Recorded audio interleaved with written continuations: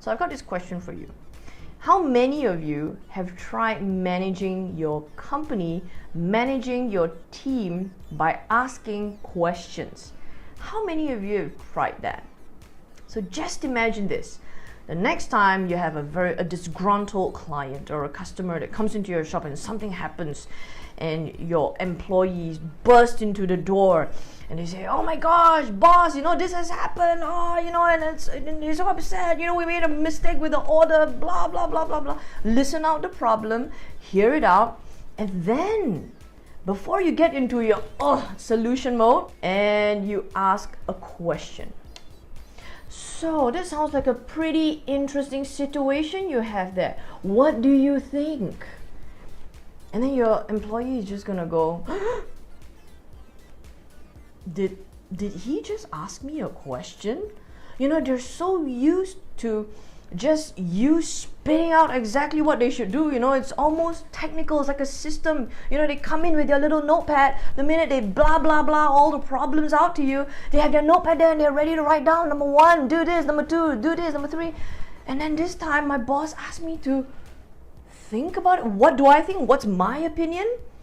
And you see, in that moment, if you don't really ask questions, in that moment you can see a state of confusion. It's almost as though your employee has no idea what to do. Did he just ask me what I think we should do? And this is the moment of truth, because a lot of employees are not used to being asked to think of what to do in times of crisis. Sometimes just stop short and just, so what do you think? Now, something is gonna happen here. Your employees are gonna keep coming in, and then they're gonna and every time you do that, it's training. You're gonna keep asking them questions. Okay, we have a certain issue over here. What do you think? What do you think? What do you think? One thing is gonna happen in the long term.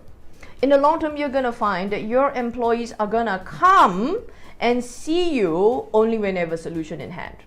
So you know the saying, when you ask your employees not to bring you problems, but to bring you the solution as well. This is why. Because you only ask them questions. If you're busy barking, they're busy taking notes and not thinking about it. But work on the premise. You see, work on the premise that your employees actually know what to do. Work on that base rather than the basis of my employees actually have no idea how to solve problems. They don't know what to do. And I'm the head honcho. I'm on my high, this nice little peak, this nice little mountain of mine. Every time you have a problem, bring it to me. You have a problem over there, bring it to me. I will solve all the problems. Now, it's really, really nice for a while, but after that, I know a lot of business owners that have done that for years and they're getting exhausted, and now they're saying, get me off this mountain. Like, how do I get off?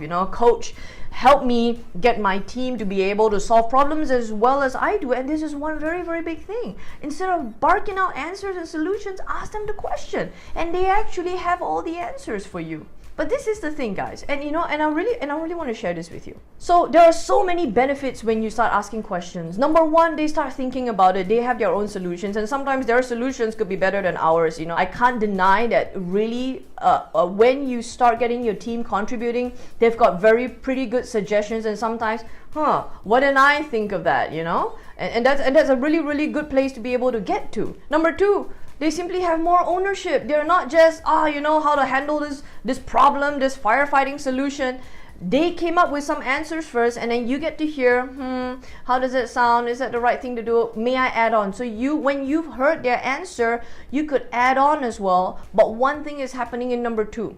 There's a lot more accountability. They're not just saying, well, that's what he told me to do. That's what the boss told me to do. That's what she told me to do. And so therefore I'm doing it, and it didn't work, and so they take a lot more accountability when they are doing something in the company with you.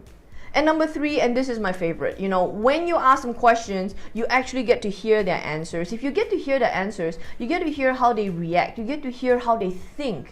And this is especially important for you when you start trying to delegate your role as the business owner to managers. When you start having a second line, before you put a full force of getting your general manager in place, wedging a management position in between you and your team, You know, a couple of years ago, you're probably the one managing the entire team. But when you start wedging managers in between, you got to make sure that you know as the owner how your managers think, and that's a question of process. So you got to know how they react to problems, how they think, what are their strengths, what are their shortcomings, and you get to identify that through asking questions. So there you have it. You know, when you start asking more questions, you start becoming like a coach. You know, it's like you're coaching your own company, yeah. But you know, you can only do this when you get to a certain extent, when your business is at a certain size. But you start asking questions because it's more empowering, it's more enabling versus having to instruct all the time, because then all the instructions only come from you, and you are pretty much that head honcho on that mountain peak forever. And then at some point you can't wait to get off, but a lot of it needs to be done in a process. So guys, there you have it. Asking questions, of course, is a lot less stressful. You know, it does put a lot more trust in your team, and you're going to be able to enable and empower them more.